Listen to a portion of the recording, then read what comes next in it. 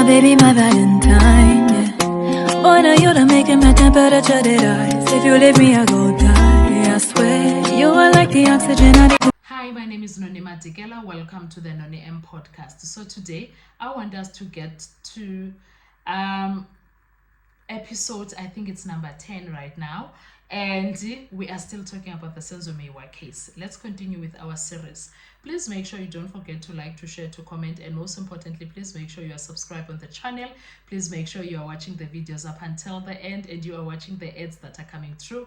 When you are doing that, you are supporting this channel financially and in numbers. Thank you so much. Now, let's get into the bigger space and the bigger picture of what is happening here. A larger conspiracy, justice or a cover-up. The overall picture we are describing shifting case theories, excluding key witnesses, a lack of transparency, and selective prosecution does create the appearance of a larger conspiracy. If the NPA is protecting certain individuals, such as Kelly Khumalo, Longwe Twala, and whoever else is behind the scenes, while targeting others without sufficient evidence, this could point to serious systemic problems within the justice process. In this case, the failure to fully investigate or prosecute all involved parties, especially the key figure, Kelly Khumalo, could undermine public confidence in the fairness and integrity of the trial. Covering for the powerful individuals. Let's look at that. The fact that Kelly Khumalo, the person most likely closely linked to the prosecution's theory of the crime, has not been charged or called as a witness could be interpreted as an attempt to shield a powerful individual from justice. This selective approach to prosecution could suggest a cover-up rather than an honest pursuit of the truth. We've been saying this as YouTubers. The role of the public and the media. Let's get into that now. We are getting somewhere. Public scrutiny. Given the public interest in this case and the significant media coverage it has received, the actions of the NPA and law enforcement will be subject to intense scrutiny. If it becomes apparent that the case has been mishandled or that certain individuals are being protected, this could lead to a loss of public trust in the legal system. Public outrage could push for a re-examination of the case, more accountability from the NPA, and potentially even a review of the investigation, which is something that is needed for this case thoroughly. It is needed. Kakhulu bonanje. It is very, very much needed in this case.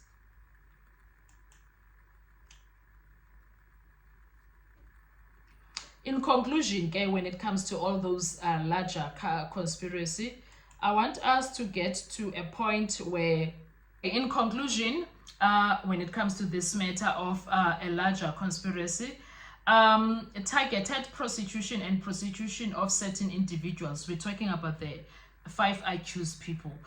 Based on the facts that have been provided prior to this video, to the other videos even, and the information that we have highlighted previously, there are serious concerns about the handling of this case, and it does indeed smell like a targeted prosecution with protection of certain individuals in mind.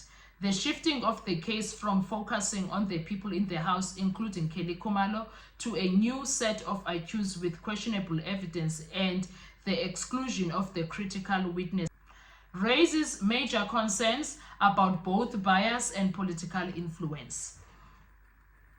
If the prosecution is deliberately protecting Kelly Khumalo and excluding her from the case despite the possible central role, this could be a failure of the justice system and could undermine the case against the 5 accused.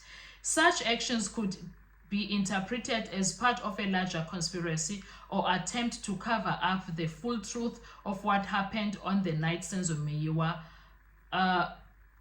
on the night of Senzo Meyiwa's murder. In the absence of clear and credible evidence, and considering the inconsistencies in the handling of the case, there is indeed a strong possibility that the accused are being targeted unfairly.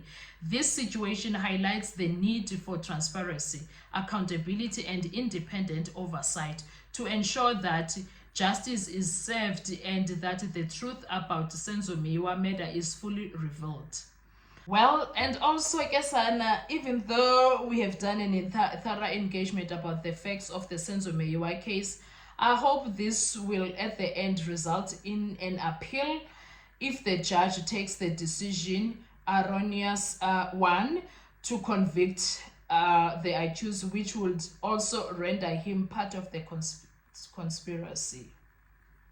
So there's a lot of things that are happening, because if you are looking at the case, there is no ground to actually find the accused guilty.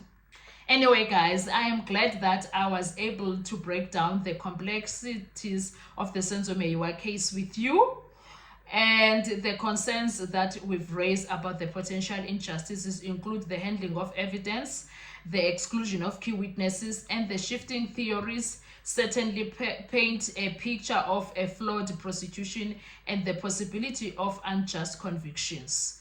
If the judge were to convict the accused based on such questionable evidence and legal inconsistencies, it will be a serious miscarriage of justice. And as we mentioned before, it will raise a serious concern that the judge might be part of a larger conspiracy or cover-up. In such a case, an appeal would likely be the next step, especially if legal errors or procedural failures can be clearly demonstrated. An appeal could potentially expose more flaws in the case and bring forward the truth, especially if the prosecution's case is ultimately seen as unsubstantiated or biased. A fair and thorough judicial review is crucial here, as this is not only a matter of accountability for the accused, but also for ensuring that the real truth about Senzo Meyiwa's tragic death is uncovered, no matter who is involved. The integrity of the justice system relies on impartiality and transparency, and any actions that undermines those principles could ultimately lead to a reversal of any unjust convictions. Let's hope Kesana legal process is allowed to run its course.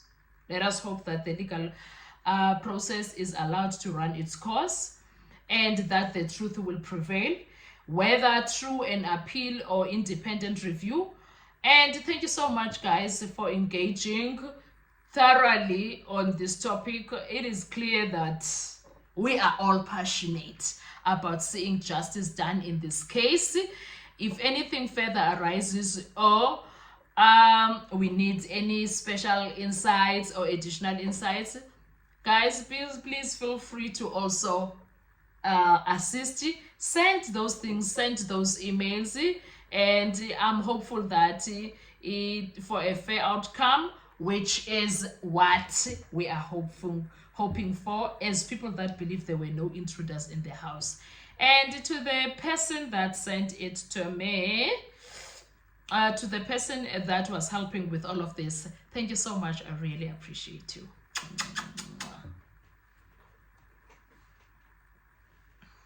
Survive, I'll be honest. Your loving they don't me. I am so obsessed. I want to chop your kabi ule. Your body they